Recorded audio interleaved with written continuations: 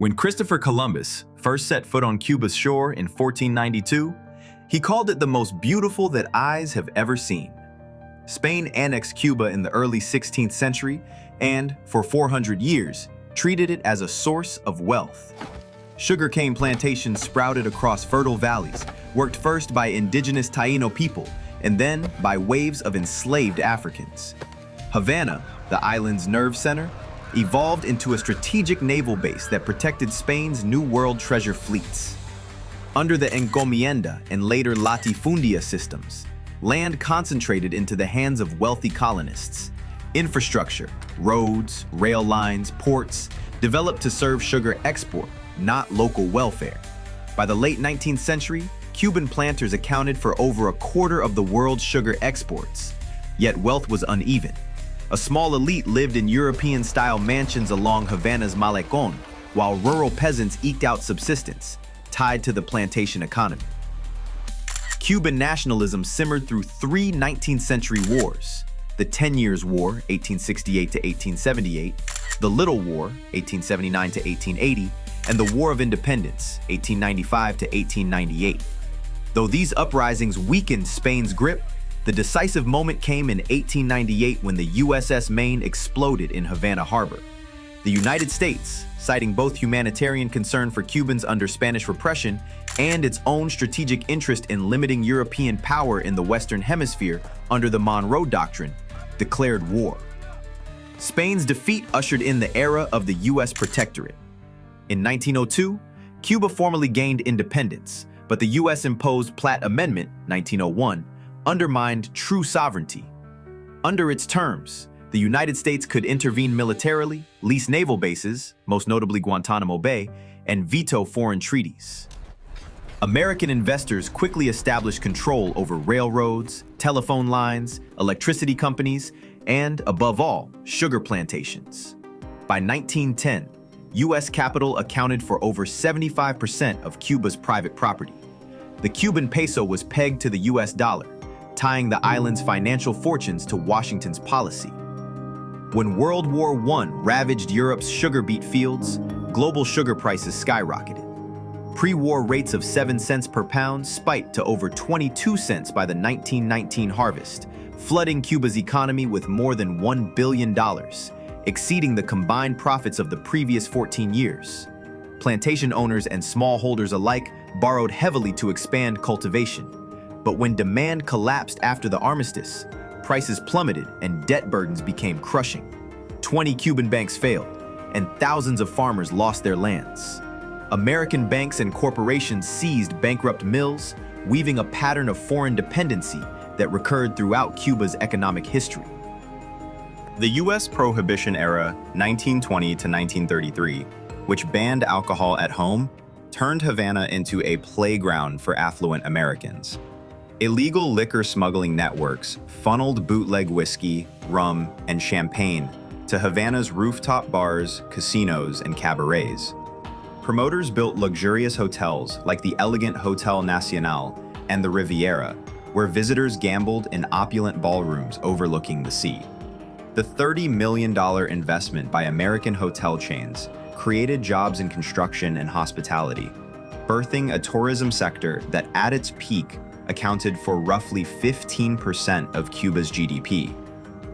However, the Great Depression, 1929 to 1939, exposed tourism's fragility. Sugar prices again collapsed, from over 10 cents per pound in 1929 to under 2 cents by 1931, slashing export revenues and starving government coffers. Unemployment in Havana soared above 20%. Rural wages fell below subsistence, and social unrest grew. The regime of President Gerardo Machado, 1925 to 1933, responded with repression, but by August 1933, widespread strikes and protests forced Machado's ouster. These upheavals paved the way for a series of short-lived governments and set the stage for Fulgencio Batista's rise. In 1934, Sergeant Fulgencio Batista emerged as a power broker behind the scenes, supporting President Ramon Grau and shaping policies from the shadows. His influence peaked with the progressive 1940 Constitution, which promised labor rights, land reform, and social welfare programs.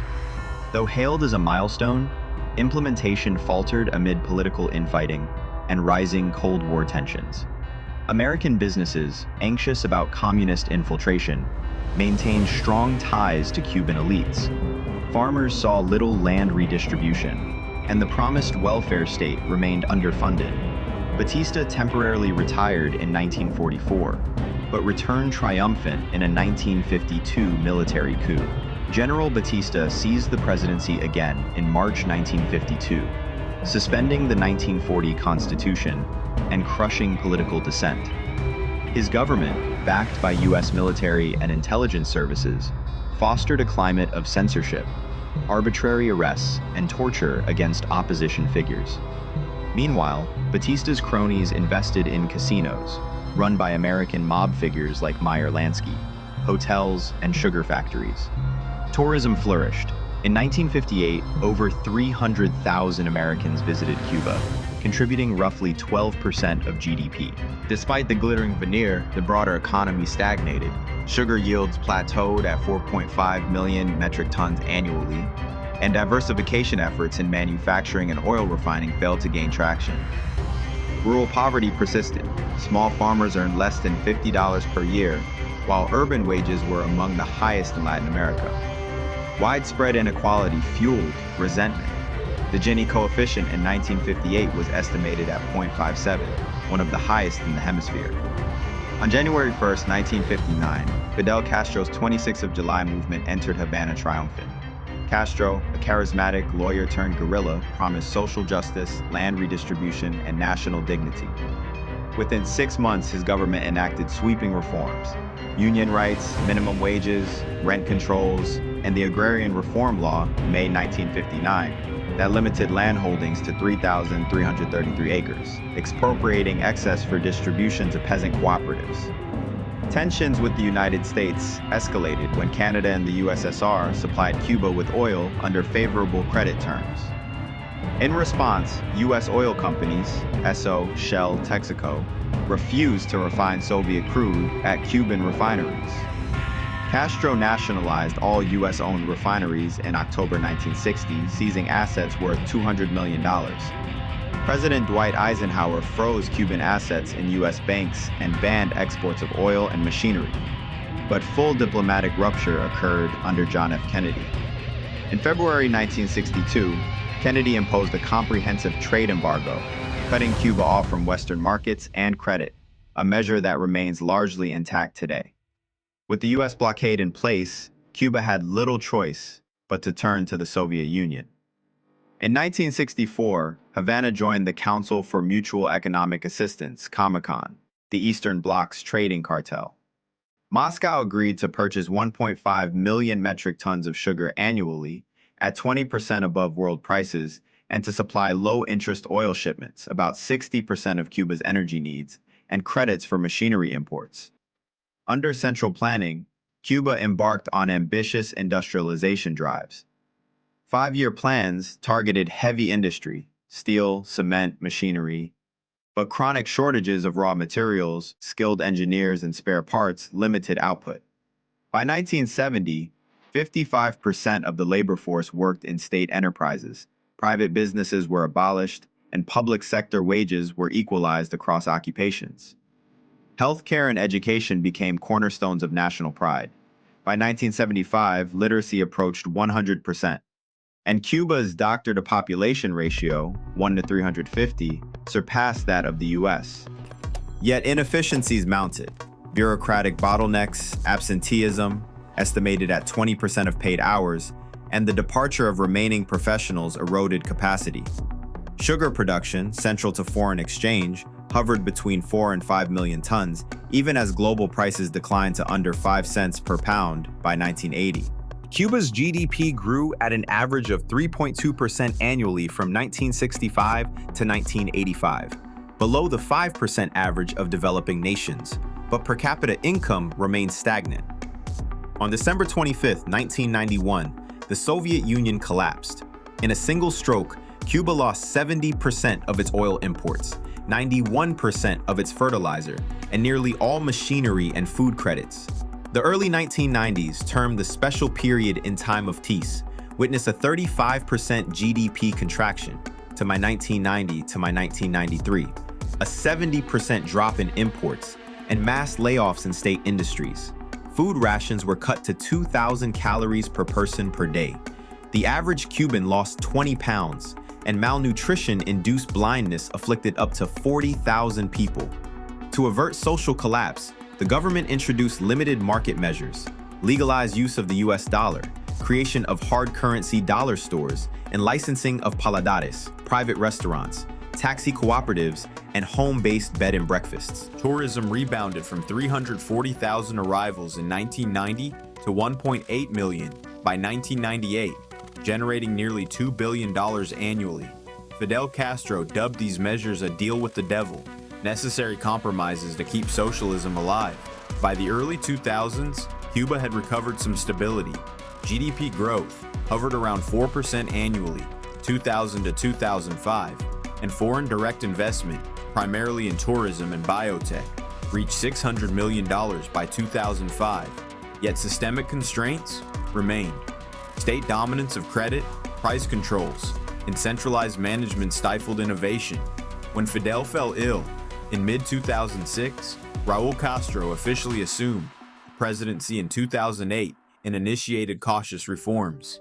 He increased the list of allowable self-employment categories from 150 to over 200, including carpentry, IT services, and beauty salons. Moreover, he expanded land leases up to 67 hectares to private farmers and cooperatives, resulting in a 15% increase in domestic food production.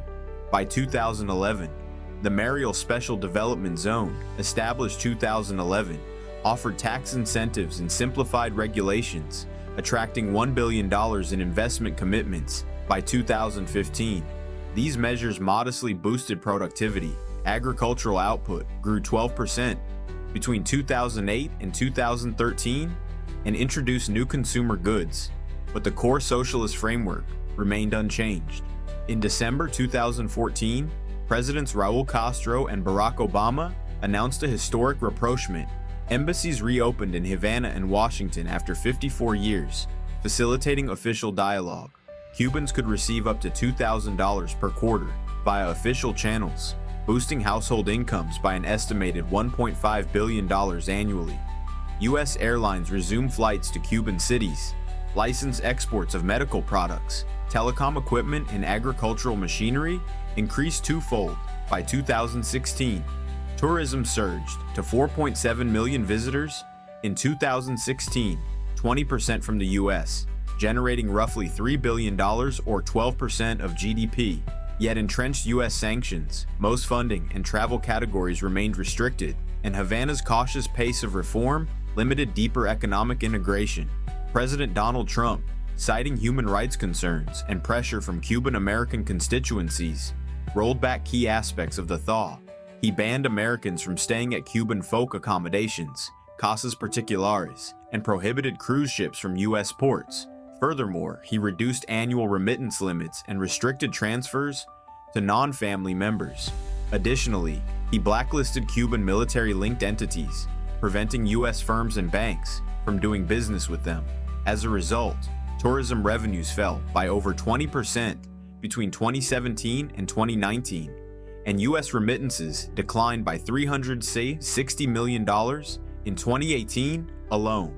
Investments in telecommunications and infrastructure languished amid uncertainty. The COVID-19 pandemic proved a further blow. In 2020, arrivals plunged by over 80%, from 4.3 million in 2019 to fewer than 850,000, erasing $3.5 billion in annual revenues. Diaspora remittances dropped by nearly 40% to $3.1 billion. This made the Cuban economy shrink by 11%, the worst performance since the early 1990s. In an effort to simplify its dual currency system, the Cuban peso and the convertible peso, CUC, the government unified exchange rates on January 1st, 2021. The CUC was abolished and the peso pegged at 24 per US dollar. However, inadequate dollar reserves and tight banking controls caused black market rates to spike to 200 to 300 pesos, triggering inflation of over 70% in 2021 and deepening hardship for peso wage earners. In 2022, authorities licensed over 700,000 micro-entrepreneurs across 280 categories, from barbers and bicycle repair shops to graphic designers and small-scale farmers, in an effort to diversify beyond tourism and medical services, which still account for approximately 46% of hard currency earnings. Yet, access to credit remains restricted.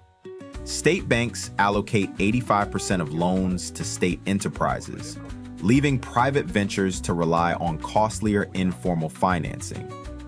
Supply chains suffer from scarce imported inputs, spare parts, fertilizers, and packaging, which, combined with onerous licensing fees and tax complexities, stifle private sector expansion. Recent years have seen worsening indicators. After a modest 2% rebound in 2022, GDP contracted by 1.9% in 2023. Analysts now forecast zero growth for 2024. Tourism receipts, remittances, and medical mission revenues have slumped amid renewed U.S. sanctions and pandemic aftershocks.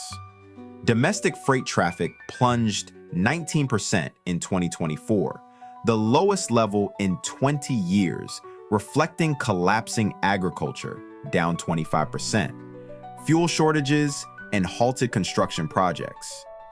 Rolling electricity outages, up to 16 hours daily, and intermittent water supplies in Havana and other urban centers exacerbate social discontent.